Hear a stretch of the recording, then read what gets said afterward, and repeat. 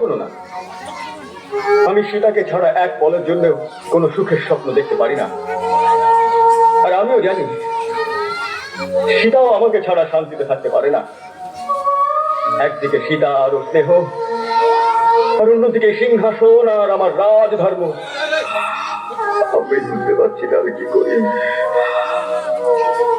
ঈশ্বর করুন কখনো কোনো শত্রুকেও জীবনে এইরকম কঠিন সমস্যায় পড়তে না হয়। যদি তোমরা তিনজন না চাও যে সীতাকে পরিত্যাগ করি, যদি তোমাদের তিনজনের কাছে সীতা আর আমার বিচ্ছেদ পছন্দ না হয়, তাহলে তিনজনের মধ্যে যে কোনো একজন এই সিংহাসন গ্রহণ করো, এখানে রাজা হয়ে যাও, আর আমাকে রাজধর্মের এই জটিল বন্ধন থেকে মুক্ত করো। লক্ষণ, তুমি নিয়ে নাও আমার থেকে এই রাজ সিংহাসন। না না দাদা, না। ভরত, তুমি নিয়ে নাও আমার এই রাজ মুকুট। না, ও আমার দ্বারা হবে না দাদা। শত্রুঘ্ন, তুমি বুঝে নাও রাজ্যের অধিকার। দাদা, আপনি চান তো আমরা আপনার জন্য আমাদের আকাঙ্ক্ষা আর নিজেদের অধিকারকে বলি দিয়ে দেবো। আপনি চান তো এখনই আমি আমার মাথাকে আপনার চরণে অর্পণ করব। কিন্তু এই সিংহাসনে বসার কথা ভাবতে তো পারি না, শুনতেও চাই না। হ্যাঁ দাদা, আমাদের এই অক্ষমতাকে আপনি ক্ষমা করুন। ক্ষমা করুন দাদা। তাহলে আমিও অসহায়। আমার সামনে সীতাকে বনে পাঠানো ছাড়া অন্য কোনো বিকল্প নেই। আর লক্ষণ, এই কাজ তোমাকে সম্পন্ন করতে হবে। হ্যাঁ লক্ষণ, আর ওই অভাগীকে কোনোদিনও তুমি বলবে না যে আমি তাকে পরিত্যাগ করেছি। ক্ষমা করুন অগ্রজ, আপনার এমন কঠোর আদেশ পালন করার সামর্থ্য আমার নেই। সীতা মাতার উপর এত বড় অন্যায় করার সাহস আমার হবে না। কেন?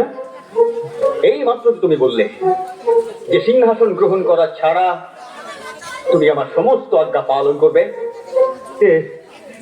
কি দোটানায় পড়ে গেলাম আমি অগ্রজ। একদিকে আপনার আদেশ, অন্যদিকে সীতা মাতার স্নেহ। হে ভগবান, হে ভগবান, আমি কি করি, কি করব? আমার পূর্বজন্মের পাপ, নাই আমার দুর্ভাগ্য। না লক্ষণ, না। দুর্ভাগিনী তো অভাগিনী সীতা। মা, আমি কেবল তোমার মাই নই রাঘব, রাজমাতাও বটে। আর সীতা শুধু তোমার পত্নী নয়, এই ঘরের আদরের বউ।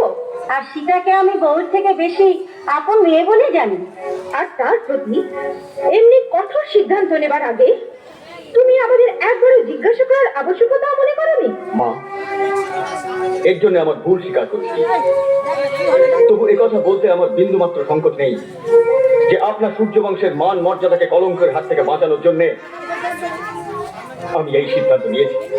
অর্থাৎ তুমি এই বলতে চাও যে ইতিহাসের স্বর্ণ পৃষ্ঠায় যখন সূর্যবংশের কথা লেখা হবে, তাতে এও লেখা থাকবে যে বংশের মর্যাদা বাঁচাবার জন্য এক নারী, তাও গর্ভবতী, কুলে দীপকের মা হতে চলেছে সেই নারীকে অবলা ভেবে সূর্যবংশের মহারাজা বনে দুঃখ সহনের জন্য পাঠিয়েছিল। মা, আমার এই কঠোর সিদ্ধান্তের কথায় আমার সারা হৃদয় ছিন্ন ভিন্ন হয়ে গেছে। ওই গর্ভবতী অন্য কেউ নয়, আমার ধর্মপত্নী, আমার অর্ধাঙ্গিনী, আমার সীতা। ও আমার জীবনের এক অঙ্গ মা। ও আমার রোমে রোমে মিশে আছে মা। ওকে ছাড়া আমার জীবন কিছুই নয়। তাহলে তুমি কেন পরিত্যাগ করছো তাকে? আমি কি করবো মা? আমার দুই হাত বাঁধা, এক হাত প্রজাদের দেওয়া বচনের জোরে, আর অন্য হাত রাজধর্ম সঠিক নির্বাহ করার শপথে। আমি তোমার এই তিন পুত্রকে বলেছি আমাকে এই রাজ সিংহাসন থেকে মুক্ত করে দাও, কিন্তু এরা সবাই আমার মিনতি, আমার আদেশকে মানেনি। আপনি মা, যদি আপনি চান সীতার উপর এই অনর্থ না হোক, বোঝান এদের, জিজ্ঞাসা করুন এদের, এরা আমার কথা কেন মানছে না।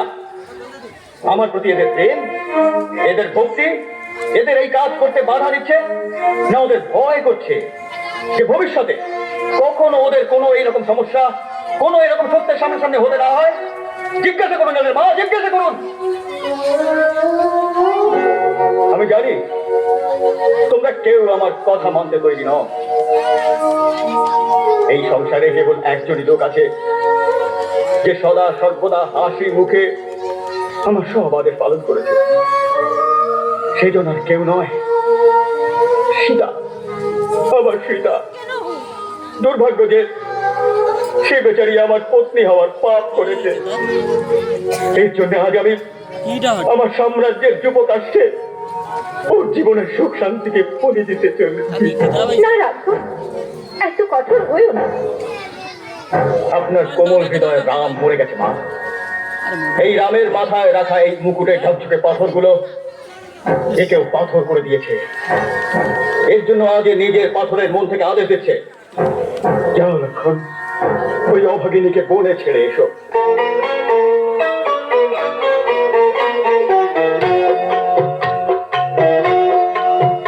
বিধির কি দেখো ভাগ্য বিড়ম্বনা, বিধির কি দেখো ভাগ্য বিড়ম্বনা। জানি না জানকীকে নিয়ে কেন চলো না, সীতা যে ভেবেছিল মনে সুখে শান্তিতে সে থাকবে।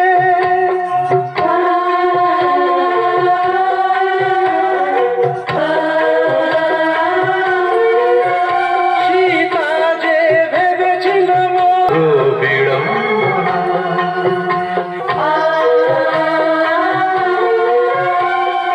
রাজবংশেরই রীতি ছিল সব মানুষকেই মানা। বনবাস দিল সীতাকে, সীতার ব্যথা কি জানে না, সীতার ব্যথা কি জানে না। ধরণীতে দুঃখ ভাবি এ তার ছিল জানা, এ বিধির কি দেখো ভাগ্য বিড়ম্বনা, এ বিধির কি দেখো ভাগ্য বিড়ম্বনা।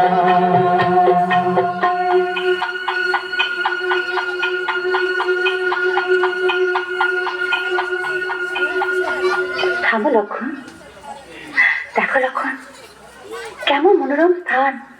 আমার মনোকামনা পূর্ণ করি আমার প্রভু সমস্ত ভুলকের সম্পদ আমার আঁচলে ভরে দিলেন। মন চাইছে জীবন ভোর আমি এখানেই থেকে যাই। দেবী, এই কথা বলবেন না, এই কথা। কি হলো লক্ষণ, থেমে গেলে কেন? বলো, কি বলছিলে? কি বলবো দেবী, আপনার সম্পদে ভরা আঁচল অভিশপ্ত হয়ে গেছে। কি অভিশপ্ত? আমার আঁচল? তখন আর তুমি এত বিচলিত কেন? কারণ যে সত্যকে আমি জানি তা এত বিষময় যে যদি আমার হৃদয়কে পাথর চাপা দিয়ে তা বলি তবু আপনি তা শুনতে পারবেন না। বলো লক্ষণ, আমি তা শুনবো। কি করে বলি দেবী, কি করে বলি যে তাতে আপনাকে পরিত্যাগ করেছেন।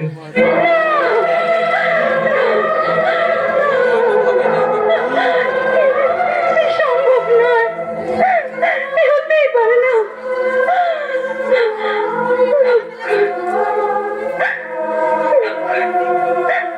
তুমি ঠিক শুনেছ। হ্যাঁ দেবী,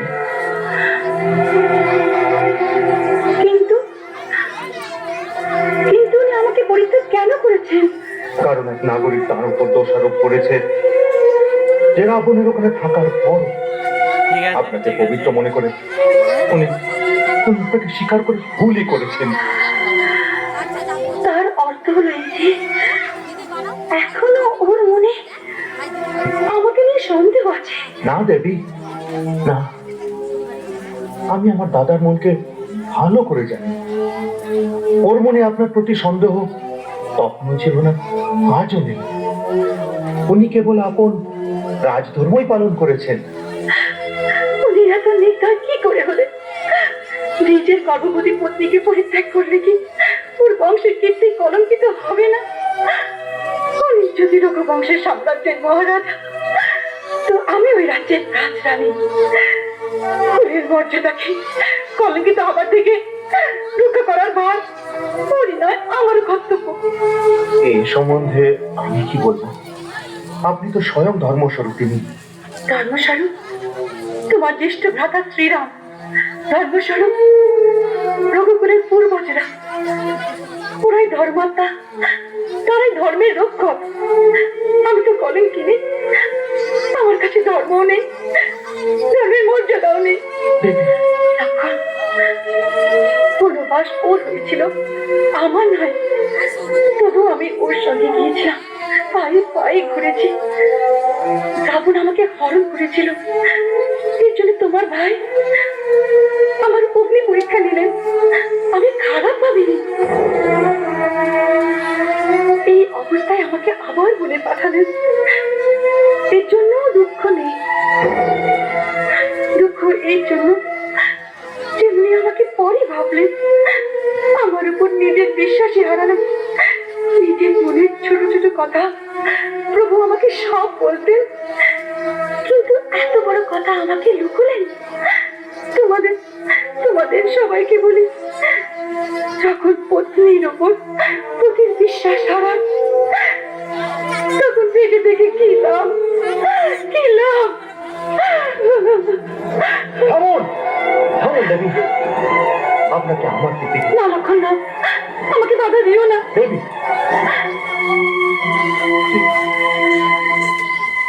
আপনার উপর ঘোর অন্যায় হয়েছে, এটা সত্য, কিন্তু আপনার জীবনের সঙ্গে আর কাউকে হত্যা করার অধিকার আপনার নেই। আপনি একা বনে আসেননি, রঘুবংশের ভাবী উত্তরাধিকারীকেও আপনি সঙ্গে এনেছেন।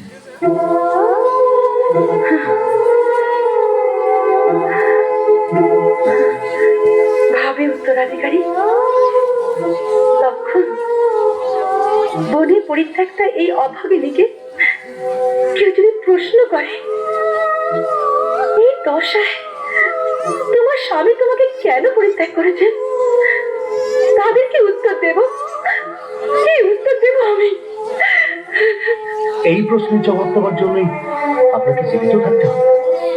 আপনি জানেন দেবী, দাদার মনে আপনার জন্য কত স্নেহ রয়েছে। এও আপনি জানেন যে আপনি এই সংসারে নেই, এই খবর শুনলে সেই মুহূর্তে দাদা নিজের প্রাণত্যাগ করবেন। তা জানি, কিন্তু আজ উনি আমার সঙ্গে এত বড় ছল কপটতা করলেন, যাতে আমি আমার সব কিছু হারিয়ে আবেগের বশে না জানি অনেক কিছু সব বলে দিয়েছি। এখন আমার হয়ে ওর কাছে ক্ষমা চেয়ে দিও, ওকে আমার শেষ কথা জানিয়ে দিও। আমি স্বপ্নেও রঘুকুলের মর্যাদা কলঙ্কিত হতে দেব না। দেবী, দেবী আপনার কাছে সর্বদা পুত্রবৎ স্নেহ পেয়েছি। আপনার চরণ স্পর্শ করে প্রতিদিন প্রাতে আপনার কাছ থেকে আশীর্বাদ দিতাম। এরপরে চরণ কোথায় পাব?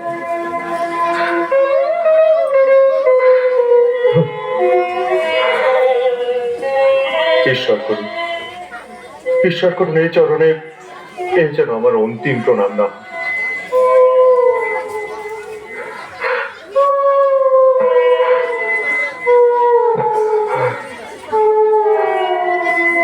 আমি আমি যাচ্ছি, আমাকে ক্ষমা করে দিন দেবী, আমাকে ক্ষমা করে দিন দেবী, আমাকে ক্ষমা করে দিন।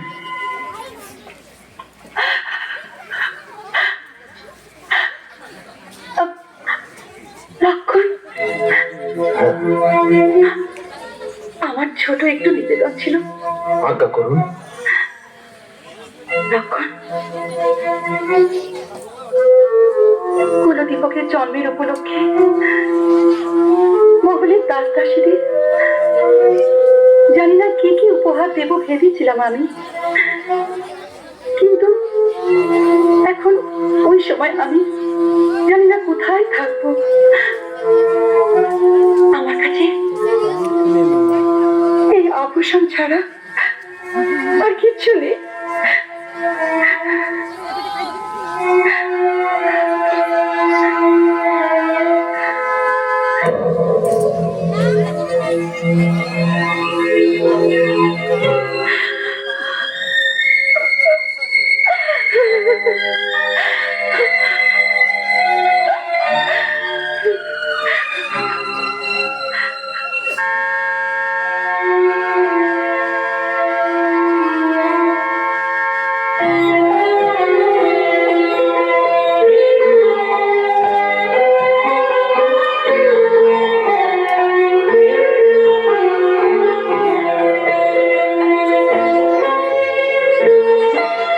দেবী আপনি ধন্য।